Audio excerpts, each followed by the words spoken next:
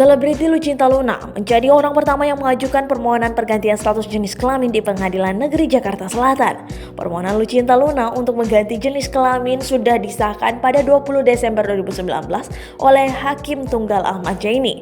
Humas Pengadilan Negeri Jakarta Selatan Ahmad Guntur mengungkapkan permohonan pergantian status jenis kelamin itu terdaftar dalam nomor 1230-PDT-P-2019 Pengadilan Negeri Jakarta Selatan tanggal 26 November 2019. Intinya adalah seorang bernama Muhammad Fatah mengajukan permohonan ke pengadilan untuk mengubah status jenis kelamin sekaligus namanya, ujar Guntur di Pengadilan Negeri Jakarta Selatan Kamis 13 Februari 2020.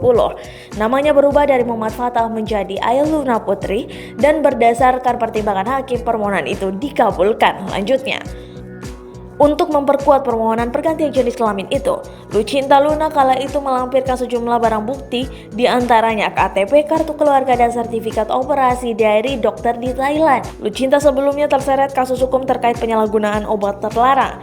Di luar perkara narkoba, ada masalah lain yang menjadi perdebatan publik, yakni soal jenis kelamin Lucinta. Polisi juga bingung. Kepastian jenis kelamin penting dalam proses hukum seperti untuk penentuan lokasi penahanan.